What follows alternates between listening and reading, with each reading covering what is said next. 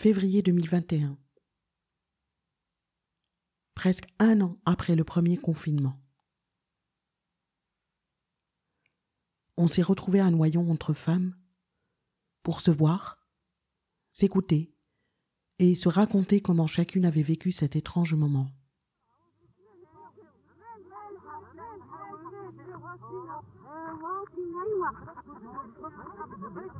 Chacune a parlé, chacune a écouté. On a eu la gorge serrée et on a ri.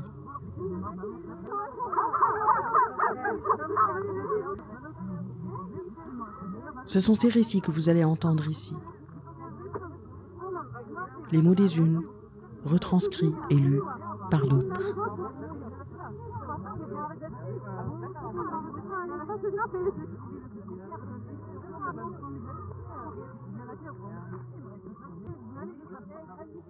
Les Caudelles, le confinement à Noyon. Première partie.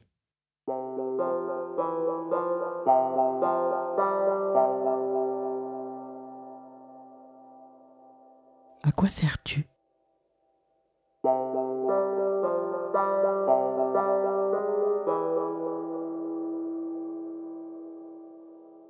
Le début du confinement ? Elle n'arrivait pas à s'en souvenir. Ce qui les a choqués, c'est que la ville de Noyon soit aussi déserte.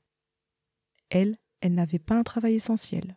Elle n'avait pas d'enfants, elles ont des nièces et des neveux, et elles vivent avec leurs parents.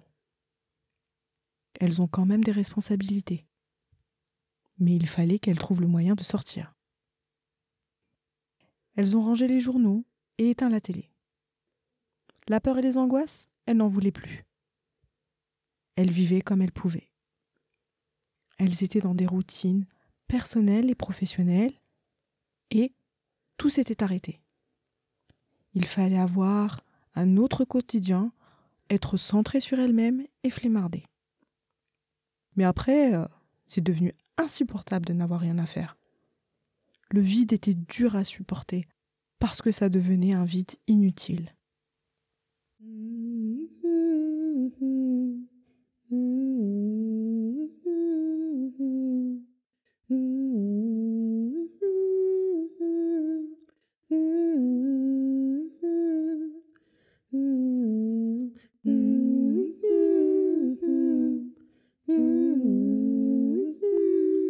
Elles trafiquaient leurs attestations, parce qu'il fallait sortir de la maison.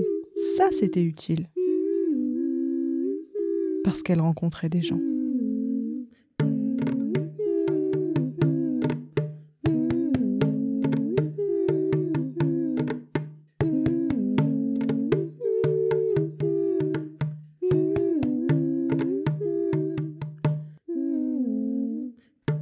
Quand on vous a annoncé le confinement, vous avez pensé vacances. Après, vous y avez pensé et vous vous êtes dit, bon, pas trop vacances quand même. Il faut penser à la scolarité des enfants, qu'ils ne prennent pas trop de retard. L'organisation des devoirs n'était pas évidente, mais no stress. Après, ça a été plus compliqué. On vous parlait de 15 jours, 3 semaines de confinement, vos maris continuaient de travailler, donc c'était tout pour votre poire. Il fallait déjà faire attention à ce qu'il y ait assez d'encre pour imprimer les documents, et quand il n'y avait pas d'encre, il fallait savoir où trouver les cartouches et les ramettes de papier.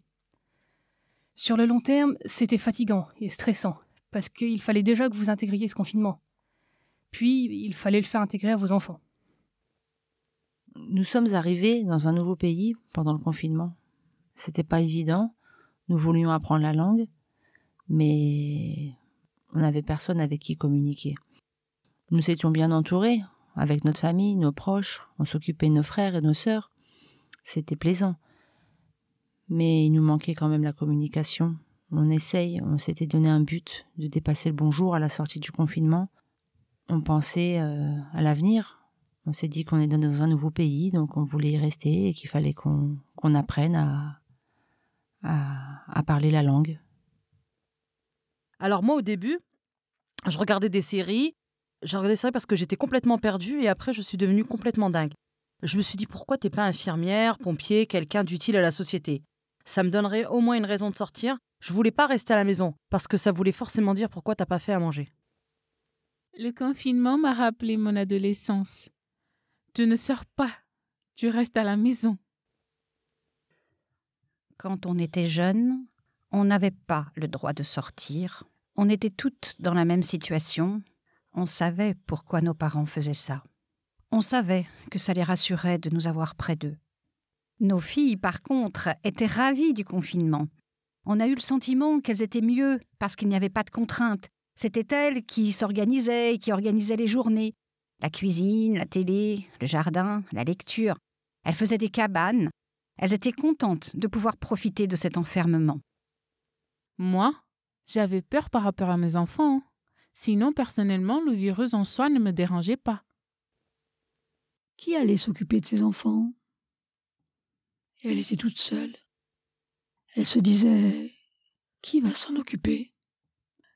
Ses parents étaient fragiles, sa sœur était à risque, ses frères travaillaient. Du coup, eux-mêmes étaient exposés. Ils ne pouvaient pas non plus prendre les enfants. Elle s'était dit, je fais comment? La deuxième, troisième semaine, elle a vraiment stressé. Elle s'est dit, ça y est, on est en plein dedans, on va tous y passer. On va perdre quelqu'un, ou au moins un membre de la famille. En fait, elle a commencé à vriller dans sa tête.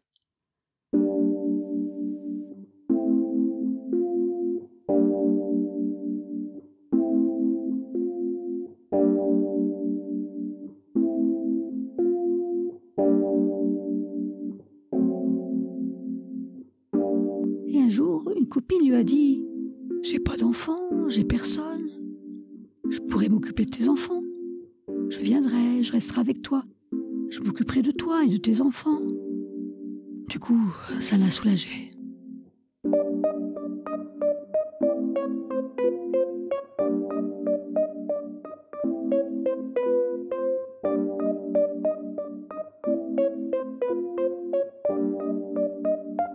Je suis sortie 2 fois la même journée et j'ai le chauffeur du bus qui m'a fait signe de 2. Il avait capté que j'étais sortie le matin et l'après-midi. Moi, j'ai souri. Même avec mon masque, il a compris. Et j'ai compris qu'il avait compris. C'est pas ton problème déjà, je fais ce que je veux, non?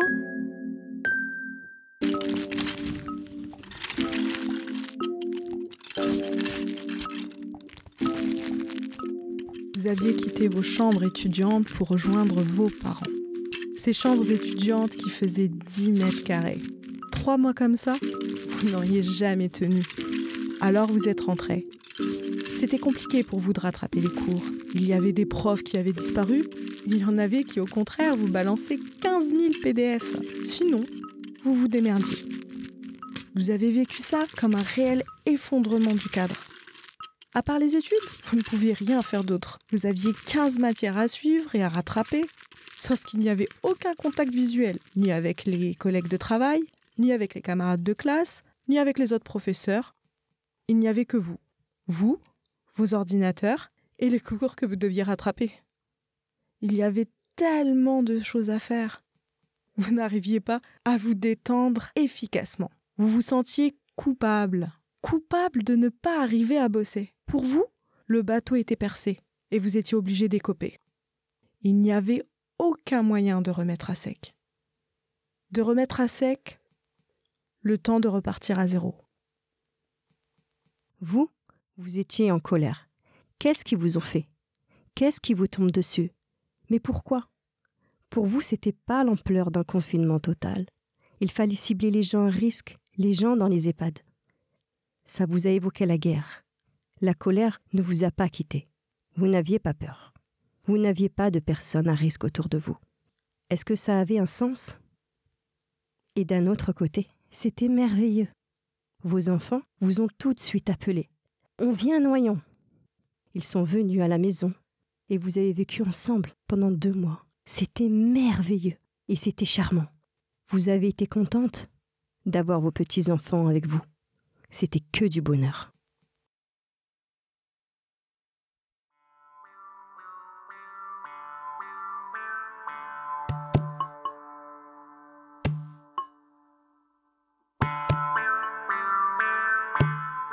C'était l'écho d'elle, le confinement à Noyon.